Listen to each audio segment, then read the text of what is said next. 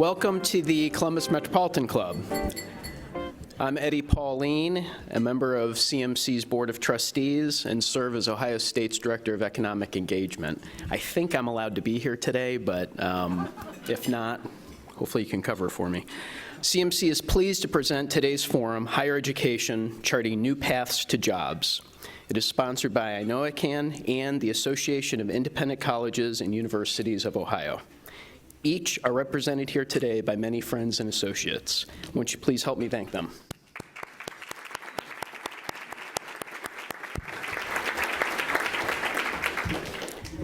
The value of higher education has never been in doubt. The more education you get, the better your prospects are to live a productive and comfortable life. But technology has rapidly changed the workforce across all sectors. The perception is that the pace of change in education has been slow to adjust. That is not entirely accurate. My employer, for example, has creatively and quickly responded to new workforce demands by creating a new engineering technical degree at our regional campuses, a data analytics major, and even an esports curriculum. We've done these things while still being mindful of costs. Ohio State has been a national leader in making college affordable, in particular for first-generation and minority students, by providing over $150 million in financial support and freezing our tuition through the Ohio State Tuition Guarantee. Our nation has a great need for skilled talent, innovators, and creative problem solvers. How can our institutions of learning continue to help the students of today and tomorrow get there? Let's welcome our experts to learn more. First, we can clap early. First, we have the president of Wilberforce University, Alfred Anthony Pinkard.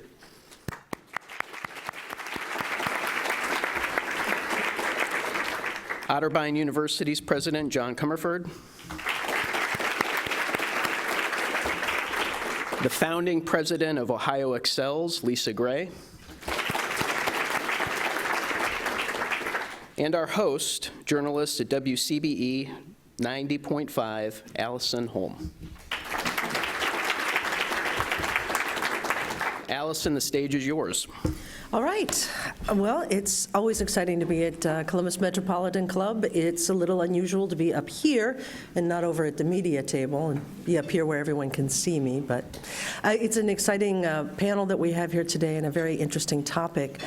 Ohio is very fortunate to have so many institutions of higher learning, whether that's state colleges, nonprofit, for-profit, 2-year programs, 4-year programs. The issue of higher education, though, there are a lot of issues that have come up, become more common, more publicly aware in the last few years. The issues of retention, issues of access, looming over everything, the issue of debt associated with higher education. As Eddie pointed out, there is no question that higher education is important in this country. And so the conversation that we're going to have today with our experts on how higher education can chart new paths for jobs and for society is an important one. So I look forward to all of your answers. I'm going to start off with a very simple question, a thumbnail of where the state of higher education is in the country. How did the industry get to where it is in terms of access, cost, and value? And I'll let you decide who wants to kick off the conversation. Go ahead. I'll begin. And first of all, let me thank you all for this invitation to talk about something that is very important and something that we grapple with within the higher education space. I think that the public is much more interested now in determining what the investment on their costs will be.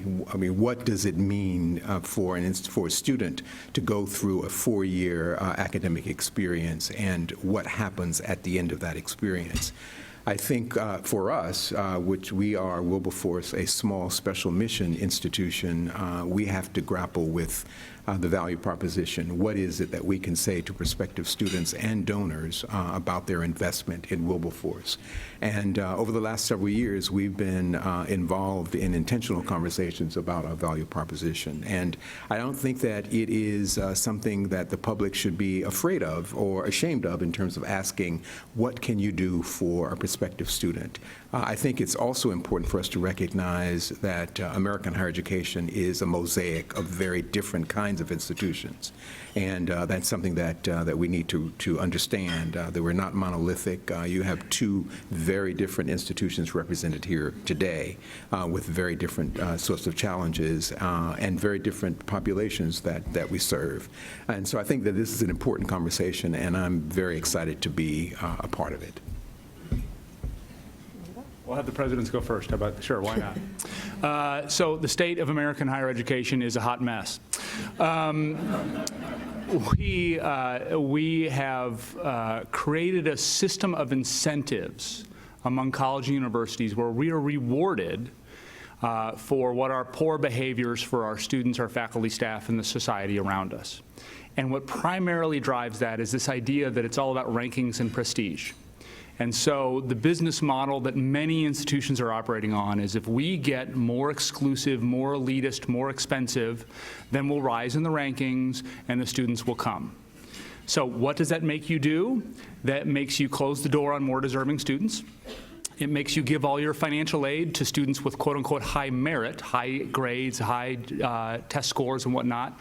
Those measures are highly correlated with family income, so you end up giving most of your financial aid to students without financial need, and then you want to claim to be a charity, and ultimately are driven to do things that are harmful to access to higher education for everyone. And if a college degree is going to be an increasing requirement for a good middle-class job and the chance at the American dream, and we only allow those who already come from means to have access to it, then, not to be hyperbolic, but I think the American democratic experiment fails, right? Then I know I can, folks are nodding with me on this. I know you guys are eating this up. So if it's truly the case that higher ed ends up only being for those of means, then this whole thing breaks down. And so we have to counter that tide and respond to a different set of incentives than the ones that rankings and prestige provide. I think that's exactly right. I also think that when we think about higher ed, we have to think about higher ed more broadly. So we have our 2-year publics, we have our 4-year publics, we have our technical centers. More and more, many of our businesses are saying, you know, it's not necessarily an associate's degree, a 2-year degree, or a 4-year degree. What about industry-recognized credentials? So for those jobs that perhaps don't require a 2-year or a 4-year degree, how are we better communicating to our students and our families that there are really good opportunities out there for students to take advantage of that? We have a huge messaging issue around some of those options for students, and part of what we're trying to do in the business community is make better connections for students and families about what those options are that are available after high school. I don't think that there's any argument that if we are going to be successful as a state, if individuals are going to be successful, they have to have something beyond a high school degree. I think what we have messaged for a very long time, not only in Ohio, but across the country, is that that has to be a 4-year degree. It doesn't have to be. A 4-year degree certainly is tied to many in-demand jobs. It's also tied to higher wages in many cases, but it's not the only options for students and families, and I think we have to have a broad conversation about that. I think it's very exciting that my colleague has really sort of made the case for the institution, for the kinds of institution that I represent. Our institutions, yes, thank you both. Wilberforce University was founded in 1856. It is the oldest institution of its kind in the nation. That is an historically black college and university founded in the state of Ohio by people of African descent at a time when people of African descent were enslaved in the American South. And so the idea of Wilberforce was a bold vision and an audacious vision at that. And even to this day, 164 years later, we serve the very students that have been marginalized, and other institutions have said to them, you don't matter, or we don't think that you can do this work. And there are Wilberforce University alums in this room today who are very successful because of the kind of experiences that we have given them. And so I sort of applaud my colleague for really sort of stating the case for why certain kinds of institutions really should exist and have a relevance in the 21st century and beyond.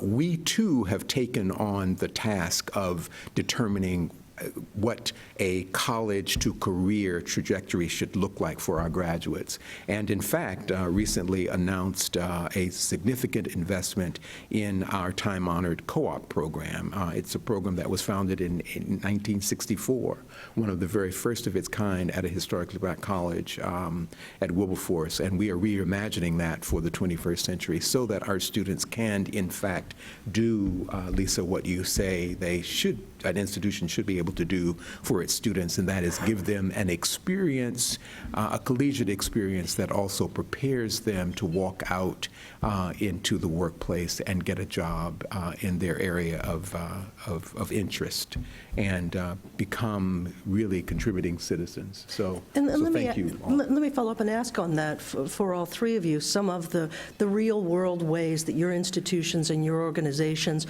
are broadening those access points, strengthening that pipeline to higher education and to the benefit of not only the students, but all of the rest of us as well. So I'll jump in here and then let others talk. So Ohio Excels isn't just looking at what happens once a student is in high school or ready to go on to that next step.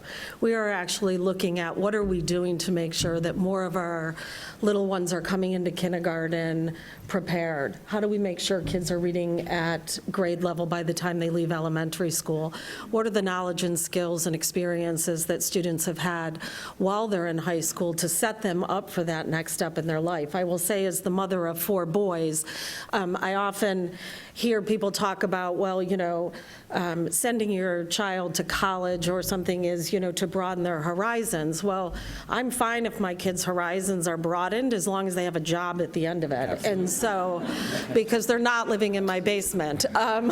So we really need to have an eye towards what is it that the student wants and what experience is going to help the student get there. We are really trying to work with the business community to have more partnerships, more co-ops, more mentorships. I know that you're doing that with Chase and others. I'm going to just take a point of privilege. Ahmed, will you stand up? So Ahmed is our intern from Columbus Alternative High School. So he has been working with us since October, doing a great job. We also have an intern from Ohio State. So if you are an organization or a business and you don't have interns or co-ops, I would encourage you to start thinking about that, because it is not only a way to help students figure out what they want to do, it's also a way for them to figure out what they don't want to do. Don't talk to Ahmed about that because it could get ugly. But, we need to give students these experiences so when they start their post-secondary degree or their next steps, that they're not going into it without any idea of what that future might look like for them.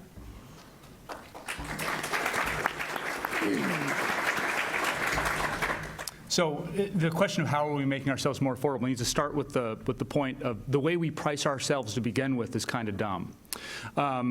Private universities 30 years ago invented this model where we have a very high sticker price that no one actually pays.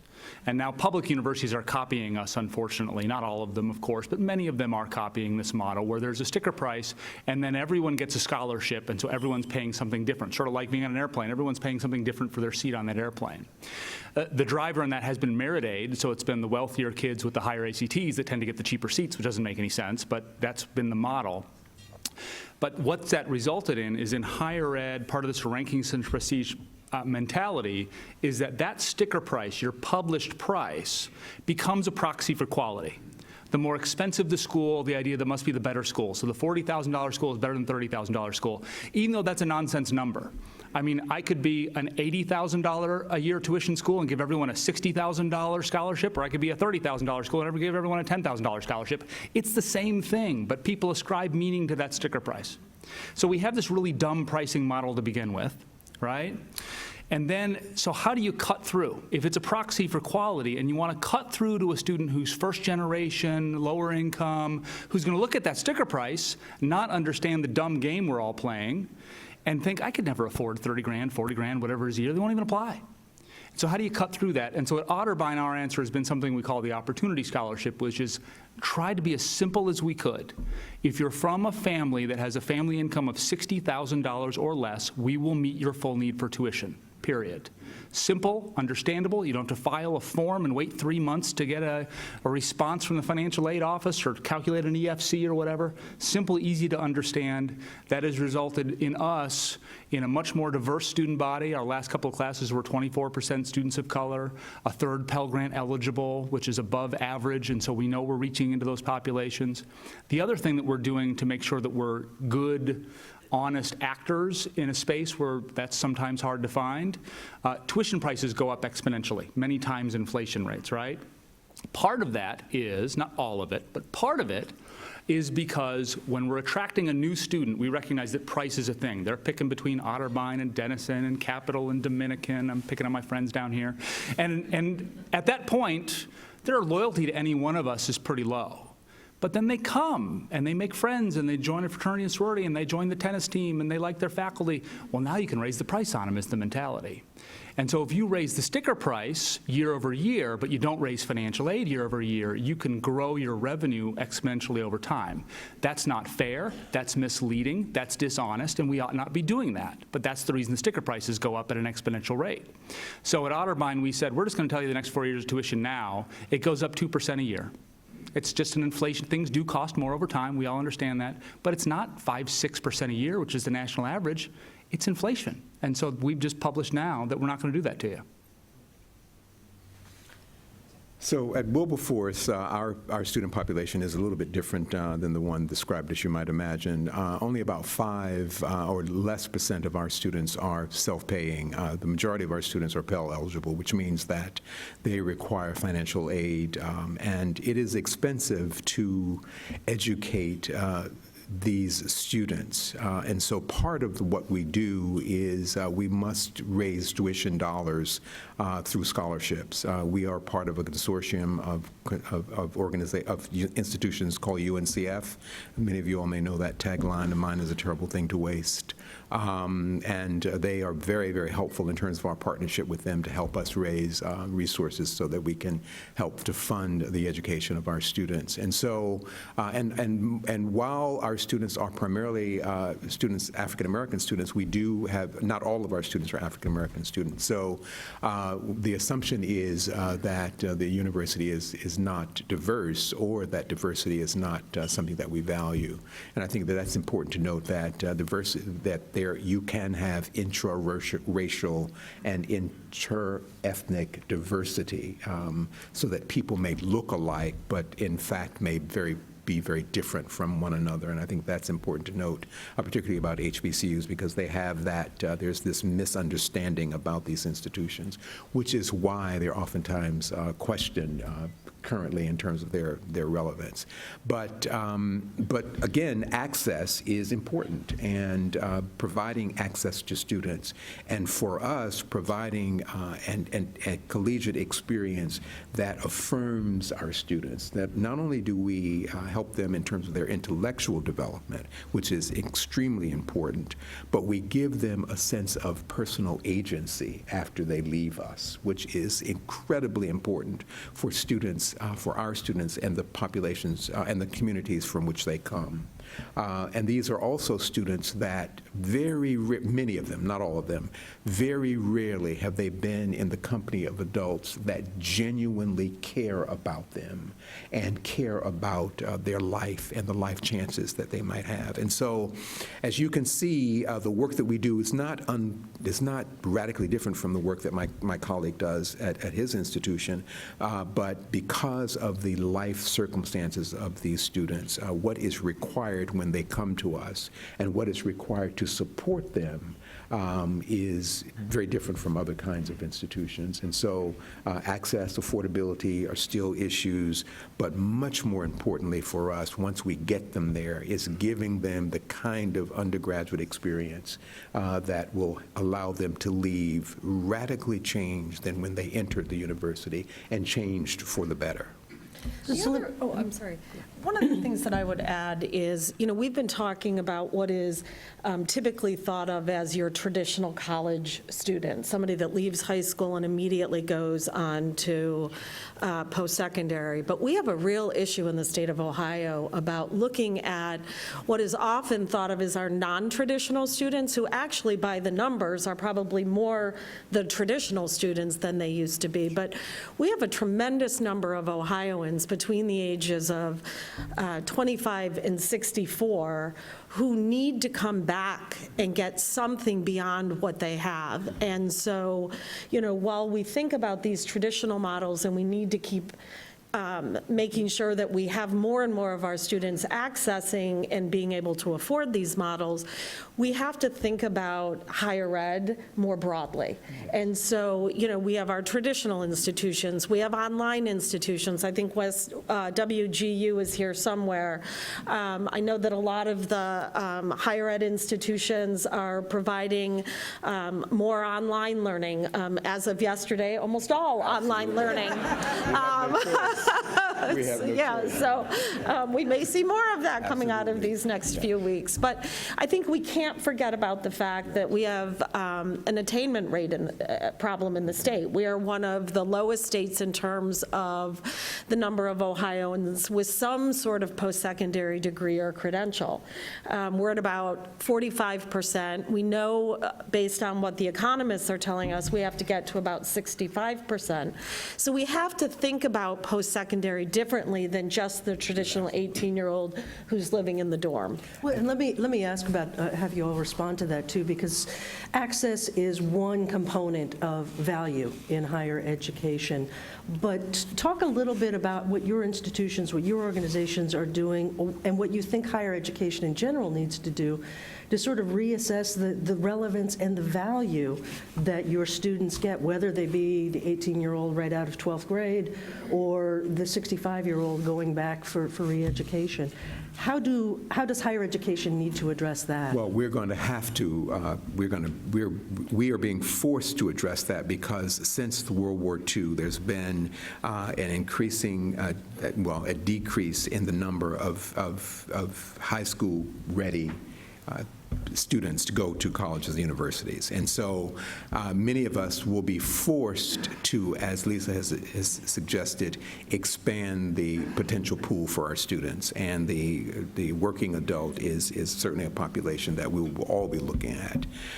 But to your question, I think that one of the things that we have to consider is what is, and I referenced earlier, what is the value proposition? And you hear that term a lot. It's sort of a well-worn term in higher ed. What is the value proposition of your institution? What do you give a prospective student that sets you apart, that makes it such that they want to come to you, and that after coming to you, what they've gotten is something that they feel is in fact valuable? And I'm not going to speak for all other colleges and universities, because that would be just dumb. But I am going to say that we are constantly struggling with that at Wilberforce. That is something that's part of an ongoing internal conversation. How do we communicate? How do we, in fact, define that value proposition? How do we create a collegiate experience that is in synergy with that value proposition so that we are telling the truth, how do we fund that? And how do we send that message to prospective students and their parents? That is something that we continue to struggle with. I always ask at orientation, how many of you have the plan to graduate and move home to mom and dad's basement? No hands go up, shockingly. Even though that sounds kind of nice at this point in my life, that would be all right. Especially coronavirus and all, I think we could use a break.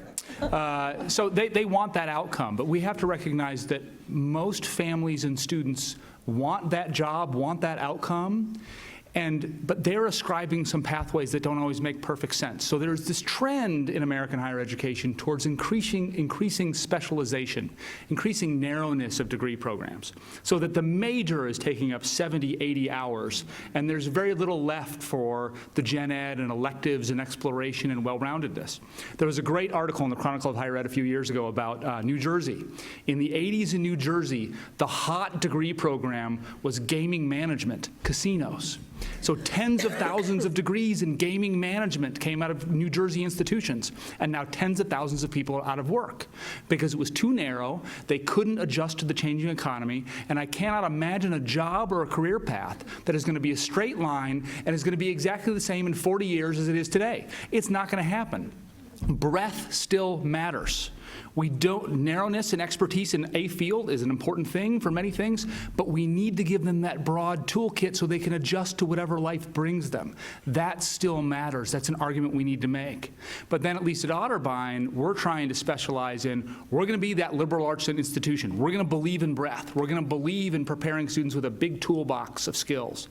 But we're also going to make sure that every student has a hands-on applied experience in places like, if you haven't visited campus recently, we have a new building called The Point, where a dozen companies are in that building on our campus doing R&D, and a requirement to have a lease in the building is that you work with our undergraduates, not graduate students, undergraduates in their student learning. So we have JP Morgan Chase and Nestle and Nikola Engineering, a dozen of these companies with 100 and some employees on our campus working hand in hand with our students. And that's going to make the argument that the liberal arts still work, but we're going to prove it to you by giving you the hands-on while you're here on our campus.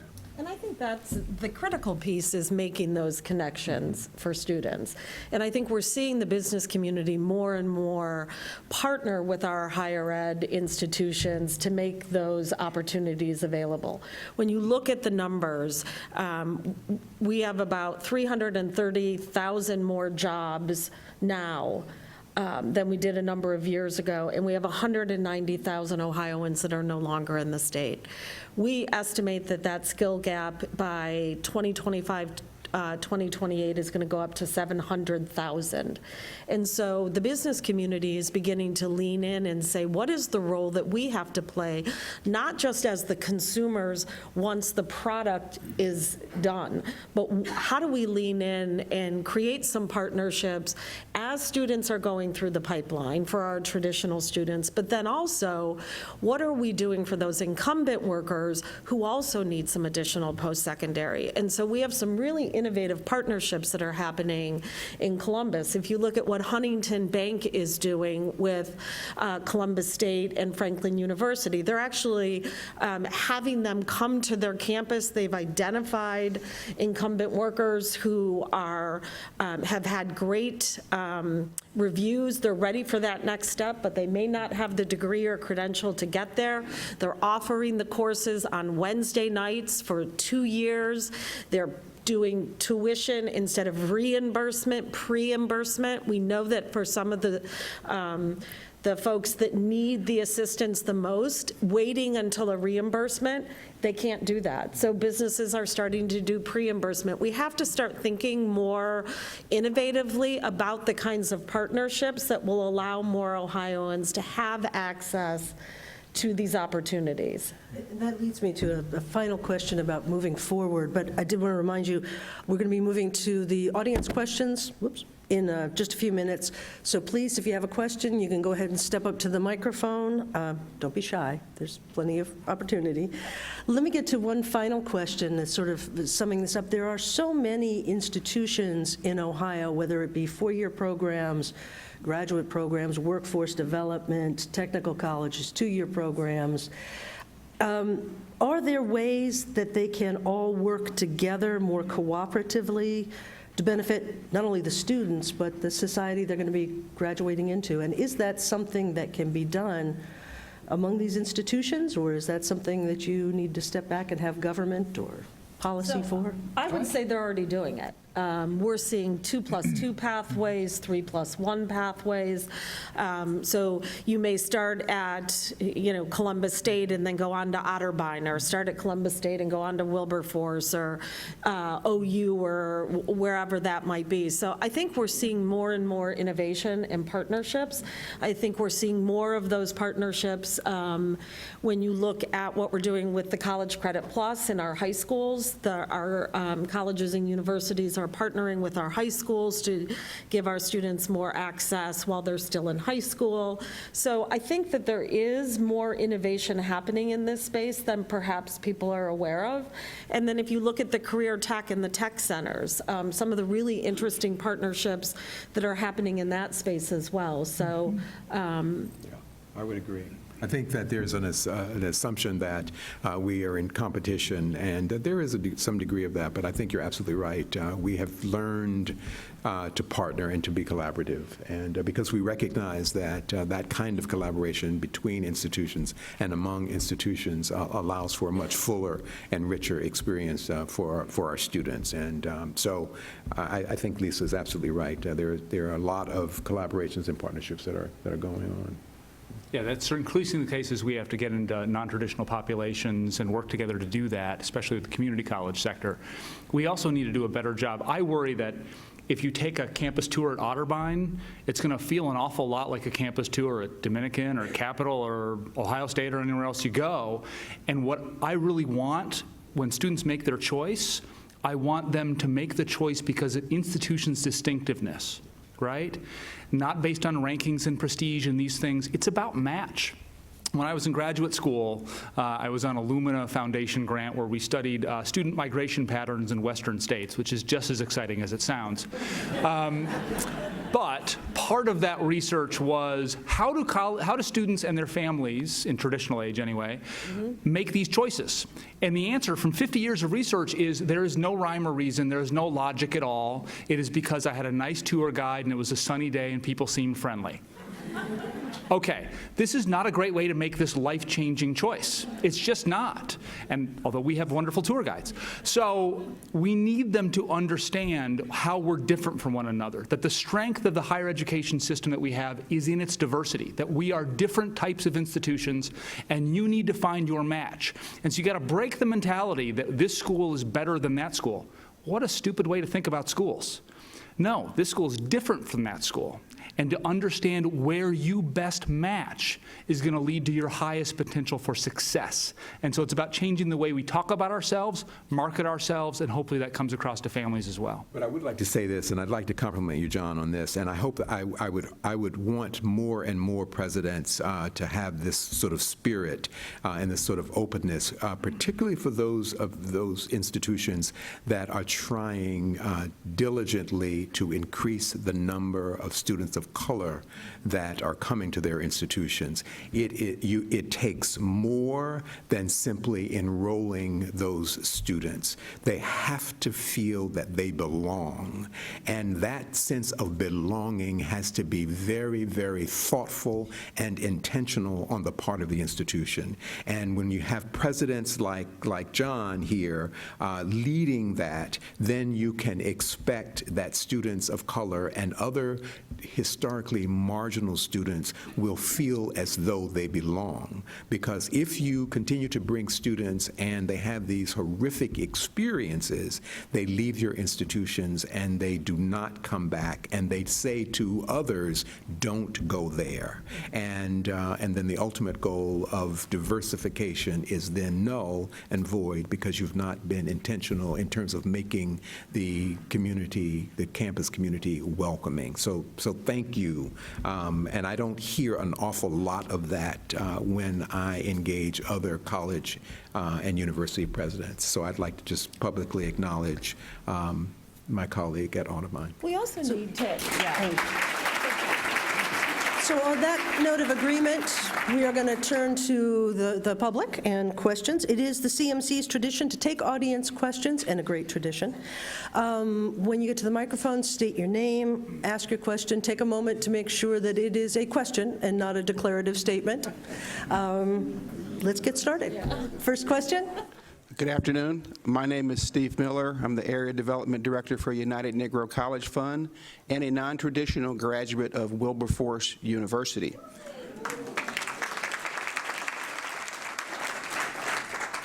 This question is for Dr. Pinkert. Dr. Pinkert, could you be more specific in sharing information with this audience about the work that United Negro College Fund is doing by providing funds to any student to attend any college that is accredited, not just a historically black college, and why the internships and co-ops that you are doing and UNCF is doing are so important to help increase workforce diversity? So absolutely. So many of you, as I mentioned earlier, are familiar with the phrase, the mind is a terrible thing to waste, but a wonderful thing to invest in. And while that may not be grammatically correct, it's a powerful statement. But that's the UNCF, the United Negro College Fund, which was founded in 1944, actually. So it's just celebrated its 75th year. It is a consortium of, right now, 37 private HBCUs, many of whose names you may or may not know. Morehouse College, which is my alma mater, Spelman College, Wilberforce University, Talladega, Tougaloo, Wiley College. But at any rate, UNCF is an advocacy and fundraising organization primarily, and they have raised over $1 billion in the 75 years, or is it $5 billion? $5 billion in the 75 years that they've been in existence. And many, many students of color can attribute their success in college because of the funding that they received from UNCF, and they still do this work. And there are other programs within the organization that assist that assist the member institutions. So there's an Institute for Capacity Building that helps with capacity building at the institutions. There's the Gates Millennial Scholarship Program, which supports students of color, not only students of color, but really high-performing students who are pursuing graduate degrees. Because of the work of Steve and others, the member institutions get an allotment every year. We get a sum of money that is a part of our distribution. So this is an incredible organization. Actually, what people aren't aware of, just a little bit of history, John F. Kennedy Jr., when he won the prize for his book, Profiles of Courage, he donated that to UNCF. People are not aware that the Bush family, yes, George W. Bush, that family was a prominent family for the organization.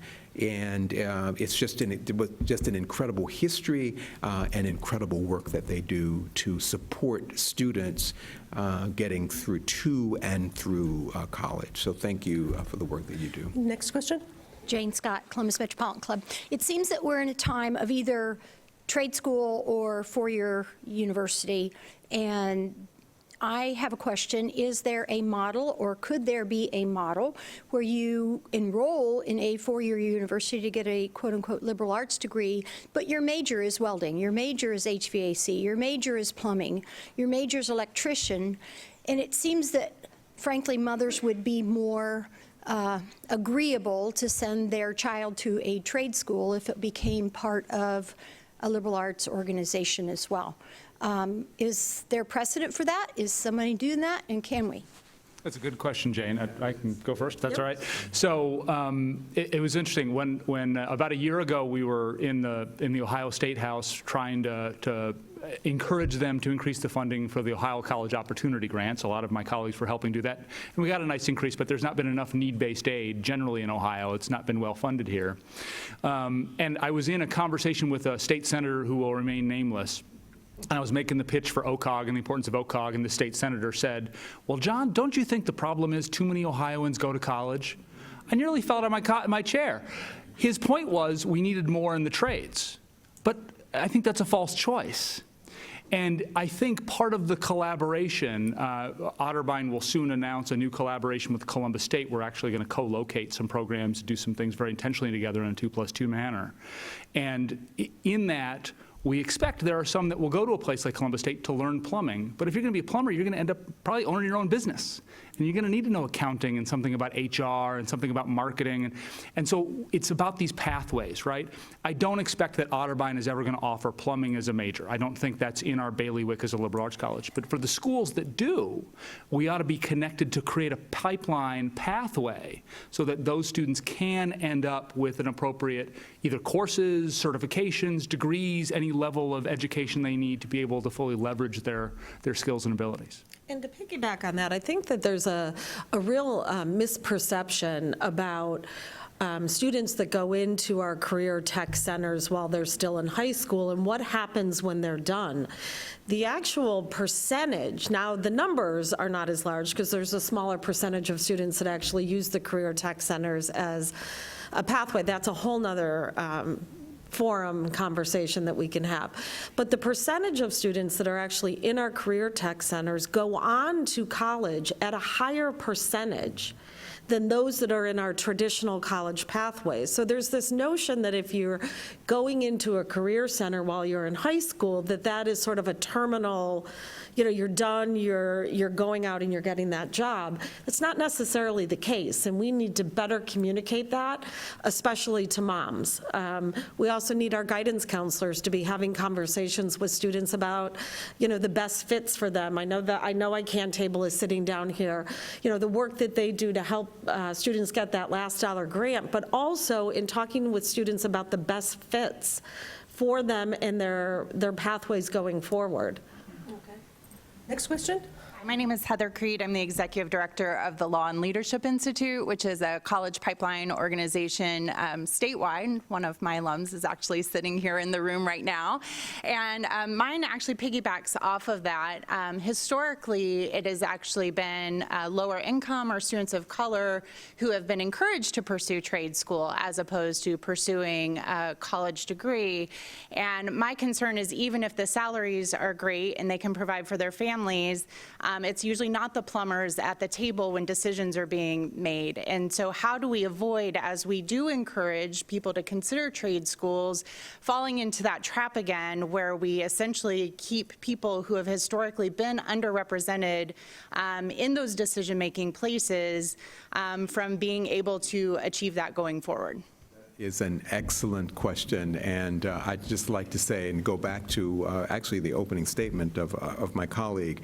American higher education has been notoriously elitist, and I think we have to begin to rethink that. And the kind of sort of pigeonholing that you've described has gone on for a number of years in terms of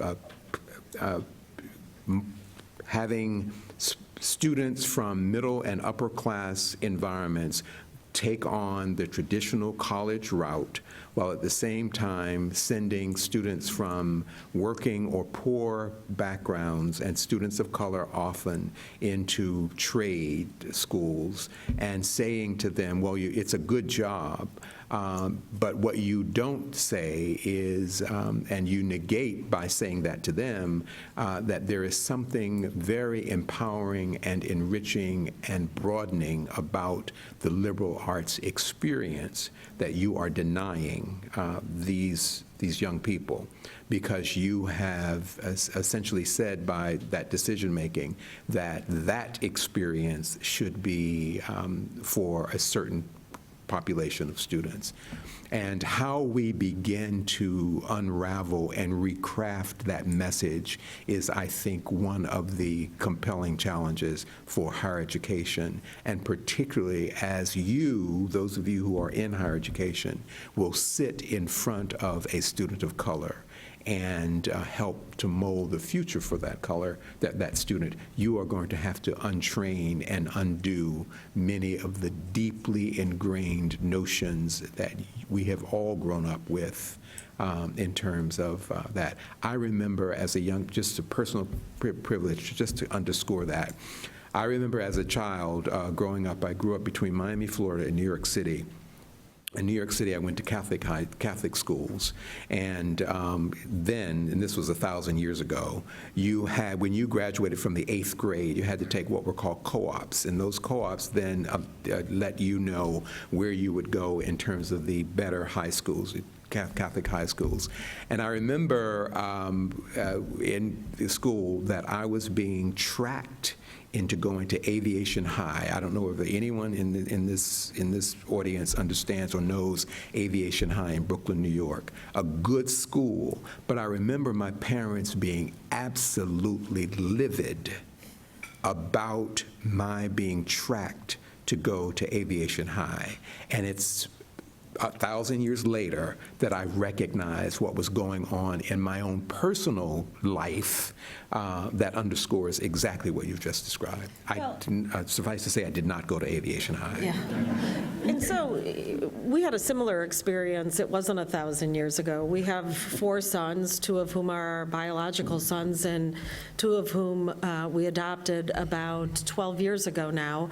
They're biracial. And when it was time for them to start thinking about what they were going to do after high school, we had a lot of people say to us, well, are Trey and Miles going to go to college? And I said, well, you didn't ask me if Brendan and Connor were going to college. Of course they're going to college. So there, you know, while that may have happened 1,000 years ago, it is still happening. That there are assumptions about certain groups of kids, certain ethnic and racial minorities, first generations, if you come from poverty. And so, you know, we have to be really attentive to the messages that we're sending to our students from a very, very young age about what we believe the options are available to them. Yeah. And I know that, John, and it's about really knowing the student and really getting to know the student. And there's nothing wrong, for example, with sitting in front of a student and saying to them, and saying, you should be an X-ray a radiologic technician. But if that student has the capability and the interest to be a radiologist, then that should be where they be tracked, and not the assumption that they would be the technician. And again, there's nothing wrong with being an X-ray technician. But it needs to be the student's choice. Absolutely. And those choices have to be made available. They should not have to go into those jobs because they have no other option. That's right. I think to hit our, well, we have a few more questions. Let's go for the next one. Hi there, I'm Andrea Applegate with Applegate Talent Strategies. It's said that the best anti-poverty program is a job, and we've been talking about higher education, so that implies that the job that we're going for is a middle class or better employment. Dr. Comerford, I appreciate you pulling the curtain back on how pricing goes and tuition and all of the tricks that are employed to make college look different than it really is. But on the other side of this equation, so we're talking about the value proposition for students and families and people coming into the system. What about on the back end? How do we inform employers about the idea of what a good college is? Because many times when hiring managers or HR professionals are looking at resumes, they're looking at the college to see, is it a brand name college? So what are your thoughts about that? Well, So there's a couple of thoughts here. One is that we, and I say we because the colleges own our accrediting associations, they're membership organizations. And over the years, starting about 15 years or so ago, we began to accredit junk. You picked up by now, I'm sort of a blunt person, right? There are for-profits and non-for-profits who have a very transactional, even predatory view of revenue development and how they treat students. And so because we failed in our accrediting organizations to get this right, it is now employers that are figuring this out. And I think they're doing a pretty good job so far of understanding the difference in a degree from this institution and a degree from that institution. I think employers are figuring it out because we didn't. And so that's a very important, I think, step that will continue. We need to be sure that we're able to assess outcome in a way that measures helping each student meet their goal, right? And so it's hard to measure that exactly because it's not exactly income, right? If you want to be a teacher, you're probably never going to get rich, but you might be a great teacher and that's your life love and whatever, so it's not about income. You might be a stay-at-home parent and that's a valuable, important thing and your education's going to help you in doing that. So we have lacked good measurement, and part of that is because we don't have a good national tracking system to be able to track our graduates on through. So let's say, if I was from Columbus State, I might know that my graduate transferred to Otterbein, but I don't know what happened to them after that, right? I might know what percent are doing something 6 months after graduation, but it gets very hard to track after that, and so we're lacking some systems there. Although the state is working on that. Okay, next question. Hi there, my name is Jason Melton. I work at Microsoft, and thank you for the umbrella. Could each of you, or one or two of you, briefly paint us a picture of what you see the higher education experience looking like in 10 or 20 years? So I can start. There are those prognosticators who will say there won't be college campuses anymore. This will all go online. I guess only if the coronavirus is really bad will that be the case. I still see, and we're betting Otterbein's future on it, that your traditional age population is still going to want to go to college. I don't see them choosing between Otterbein and the University of Phoenix. I think, though, your adult learners, graduate students, those who need different types of schedules are not ever going to be able to adapt to our permanent sort of full-time day sort of schedules. And so you're going to see a lot more ability to do that. I also think that the shrinking number of 18-year-olds, traditional age populations, is going to force, I hope, institutions to stop playing the rankings and prestige game because there won't be enough 18-year-olds with 30 ACTs to go around. And so it's going to force institutions to turn around and do the right thing, I hope. I would agree. Yeah, it's going to, absolutely. We're going to see more and more options for students. I think we're going to see more students accessing college and post-secondary when they're ready. So if that's at the high school level, I think we're going to see a college credit plus grow. I don't think we're going to see that shrinking. I think we're going to see very innovative institutions or programs within institutions to meet the unique demands of our changing landscape and demographics. I think we're going to see more online, whether they're independent colleges or it's happening through our traditional schools. I think we're going to see more and more businesses actually training their own employees. I think one of the things that we haven't talked about today is some of the lag when businesses says, look, I need these 25 people in 2 months. The agility and the nimbleness of our higher education institutions, and so we're seeing more and more businesses take on some of these training and these partnerships themselves. So I think we're going to see a landscape that has elements of what we see today, but I think we're going to see a lot of other innovations in that space. And I think those innovations are really going to be focused on the learner and on the individual and less on the institutions. Absolutely. Okay. And I think we have time for one more question. Roger Blackwell.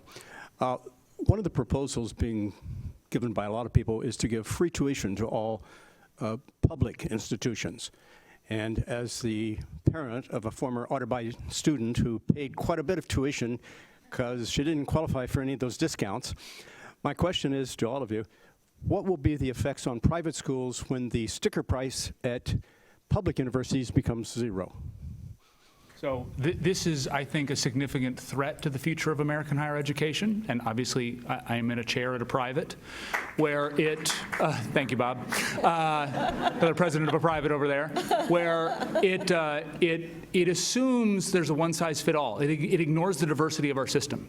It says that all students ought to go to these public institutions. And I have 3 degrees from public institutions. I believe strongly in public institutions and their mission, especially around access and affordability. And so it says, only those who can afford it can go to these schools. Everyone else goes over here.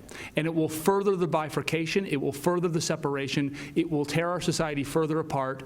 And it also is not means tested, so it's not a good way to apply public resources. When you make something free, suddenly there's no value in it. I can make 7 arguments about why this is bad for all of us as a society.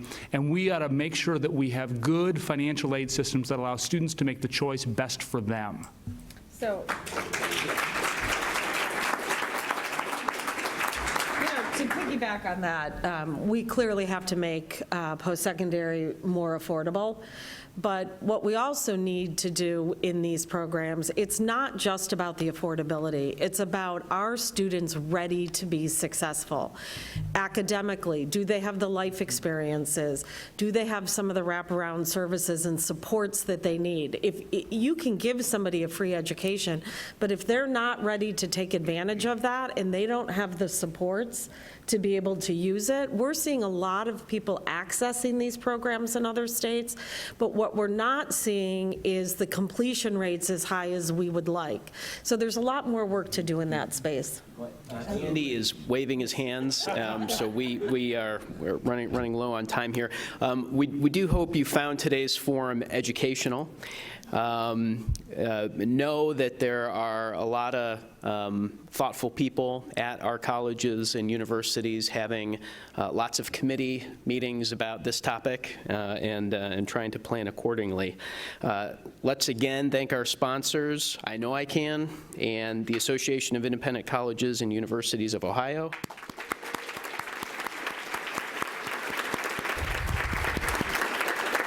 And I do want to point out and recognize that we do have a variety of current and former university and college presidents in the audience today. So if you just want to sort of stand real quick so we can acknowledge you. I see Dr. Aludo and Ohio Dominican and Beth Paul.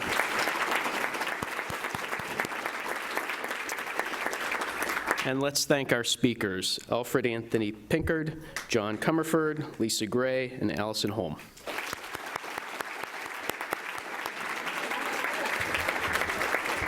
Thank you for coming, and see you next week.